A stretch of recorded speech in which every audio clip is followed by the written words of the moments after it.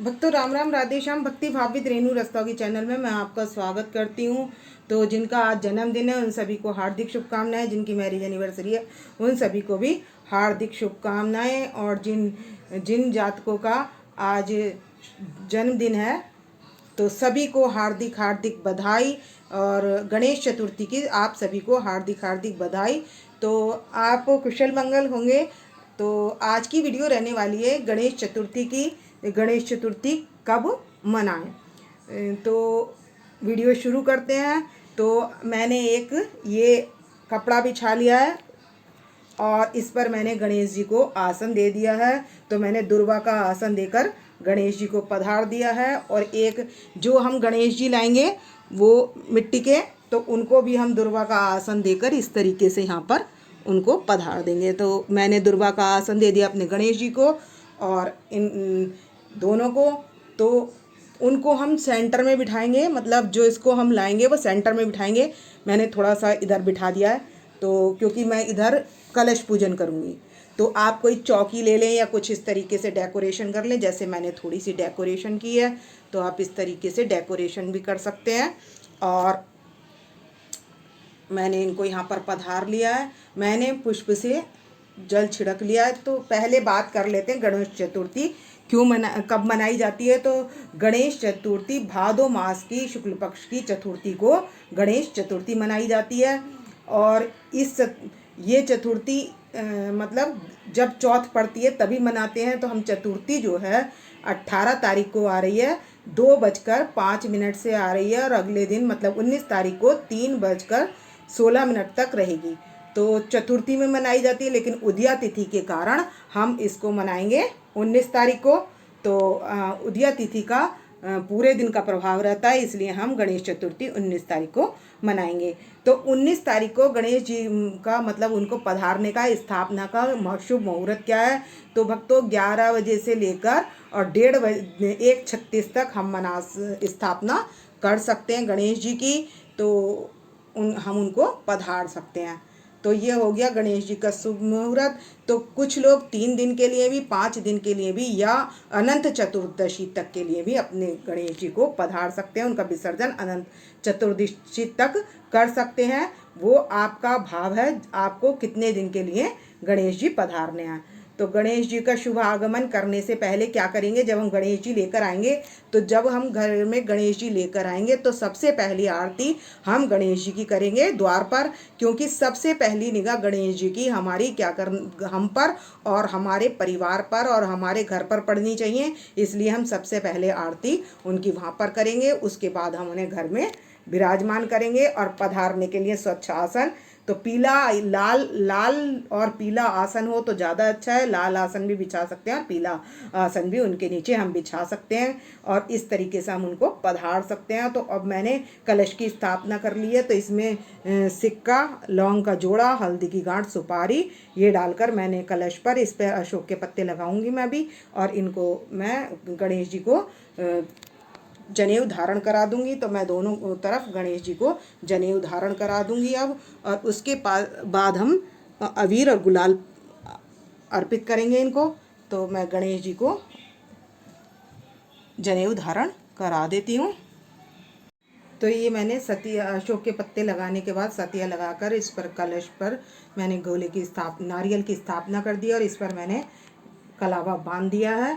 तो ये हमारे कलश की स्थापना हो गई है। तो अब क्या करेंगे, हमने चावल ले लिए हैं। आप इससे गणेश जी के सीधे हाथ की तरफ, दाहिने हाथ की तरफ हमने क्या करना है, ये चावल लेकर इससे अष्टदल बना लेना है।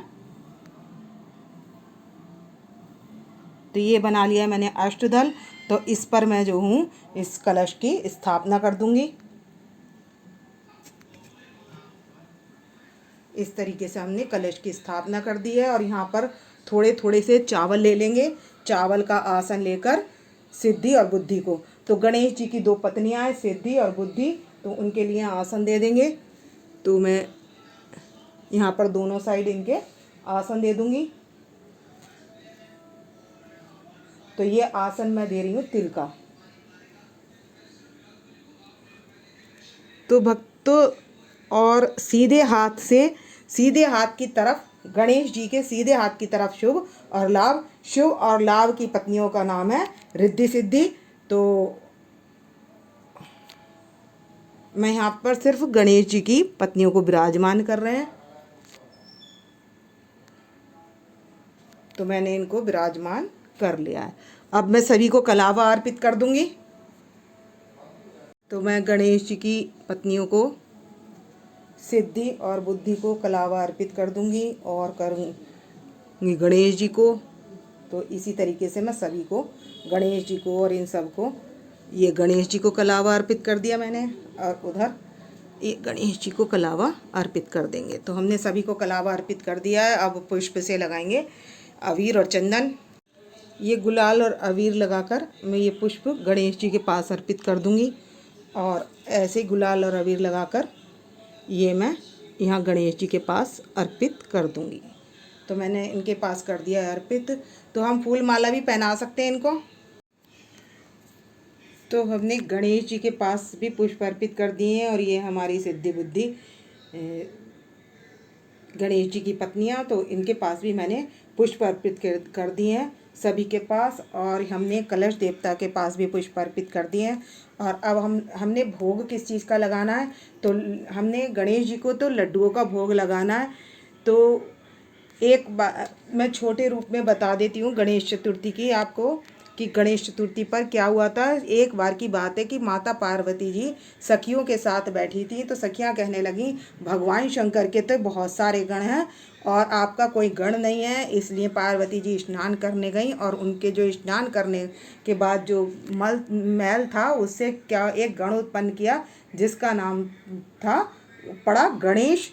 तो गणेश को उन्होंने बाहर द्वार पर बिठा दिया था, और शंकर जी को गए हुए थे। तो जब शंकर जी वापस लौट कर आए तो गणेश जी को दूतों से कहा कि इसको हटा दो द्वार से। जब नहीं हटे, और उन्होंने दूतों को वापस भेज दिया कि माता पार्वती ने मुझसे कहा है कि जब तक मेरी आज्ञा ना हो तब तक कोई अंदर नहीं आए, इसलिए उन्होंने जाने नहीं दिया। और पार्वती जी के अंश से उत्पन्न होने के कारण वो सबको परास्त कर दिया उन्होंने। तब शंकर जी ने सोचा कि ये कोई साधारण नहीं है, तो ये उन्होंने उस बालक से कहा कि तू हट जा। वो गण नहीं हटा, तब उसको उसका गला काट दिया शंकर जी ने। जब शंकर जी ने गला काट दिया, तब पार्वती जी को कुछ लगा कि बाहर कुछ हो गया। तो पार्वती जी जैसे ही आई और उन्होंने अपने पुत्र को मरा हुआ देखा, तब वो बहुत विलाप करने लगी और कहने लगी, और भगवान शंकर से बोली भी नहीं। तब भगवान शंकर से कहा कि आप इसको उत्पन्न कर दोगे, तभी कुछ हो सकेगा। तब भगवान शंकर ने कहा कि दाहिने अब इसका यही उपचार है कि उत्तर दिशा में दाहिनी तरफ करे हुए एक दक्षिण दिशा की तरफ सूंड करे हुए एक हथनी लेटी हुई है, आप उसको ले आओ और मैं उसका सिर इसके लगा दूंगा। तो वो बच्चे से दक्षिण दिशा में मुख करे हुए लेटी थी, इसलिए उन्होंने इसीलिए गणेश जी की प्रतिमा दक्षिण दिशा में लगानी शुभ होती है। और दक्षिण दिशा में गणेश जी की मूर्ति गणेश चतुर्थी पर लगाने से शुभ लाभ की प्राप्ति होती है। इसलिए गणेश चतुर्थी, तो जब उनको हथनी का सिर लाकर उनके लगाया गया, तब गणेश जी का नाम गणेश गण के नाम से गणेश था, और गज का सिर, हथनी का सिर लगने के कारण उनका नाम गजानन पड़ गया। तो इस कथा को जो सुनता है और जो सुनाता है, उसकी बुद्धि, जो मलिन बुद्धि भी है, वो अच्छी हो जाती है, और उसे 1 साल तक की पूजा करने का फल इस कथा के माध्यम से मिल जाता है। गणेश जी की अगर आप पूजा नहीं कर पा रहे हैं, और 1 साल में 1 बार गणेश चतुर्थी का व्रत और गणेश चतुर्थी पर उनकी कथा का श्रवण कर लिया जाए, तो उसके संकटों का नाश होता है। संकटों के साथ साथ बुद्धि भी अच्छी हो जाती है, और जो बच्चे कमज़ोर होते हैं पढ़ने में, वो भी इसको अगर सुने तो उनकी भी पढ़ाई में रुचि बढ़ जाती है, और वो पढ़ने लग जाते हैं, बुद्धि अच्छी हो जाती है। इसलिए इस कथा का श्रवण करना जरूरी होता है। तो मैंने सार रूप में ये कथा आपको बता दी है, और अब हम लगा देंगे भोग और करेंगे गणेश जी की आरती। तो अब हम गजानन के, मतलब अपने गणेश जी के लगा लेंगे पहले तिलक, और यहाँ लगाएंगे फिर चावल। तो मैंने दोनों के कर दिया यहाँ तिलक और लगा दिया चावल।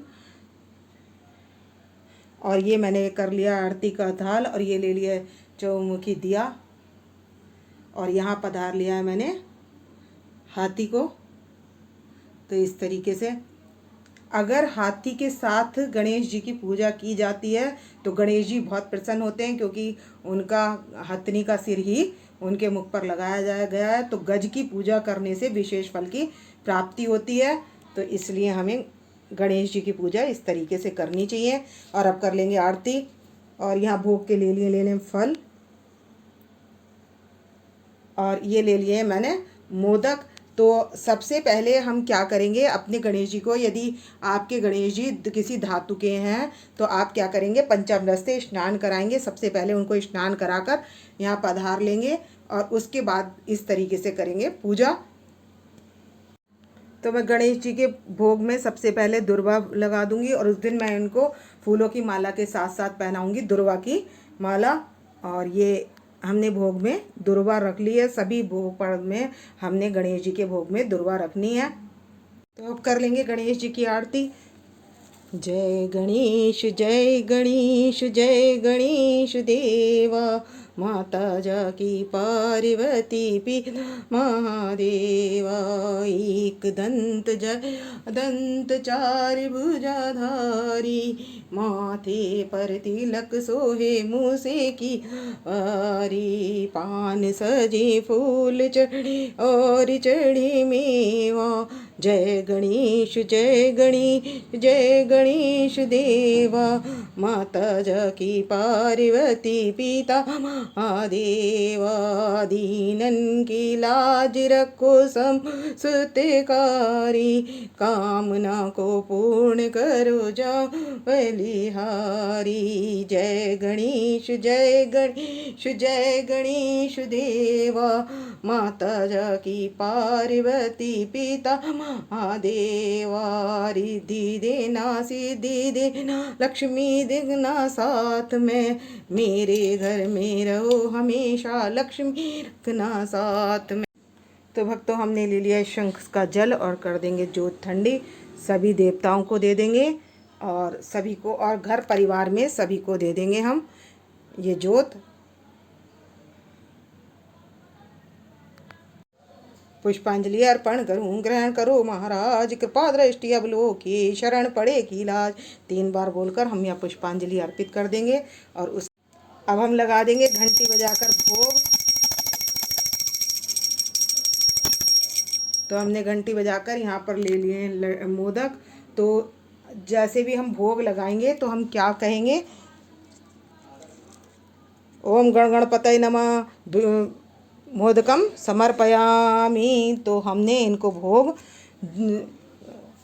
ओम रिद्धि सिद्धि देवाय नमः मोदकम समर्पयामि। तो हम दुर्वा लेते जाएंगे और मोदक लेते जाएंगे और इनको मोदक का भोग लगाते जाएंगे। तो इस तरीके से हमें अपने गणेश जी को मोदक का भोग लगाना है। तो आप कितने भी तरीके के मोदक ले सकते हैं।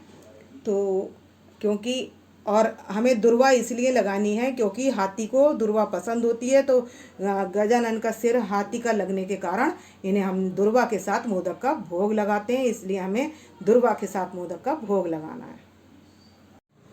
गणपति बाबा मोरिया, गणपति बाबा मोरिया, मोरिया रे बाबा मोरिया रे, मोरिया रे बाबा मोरिया रे।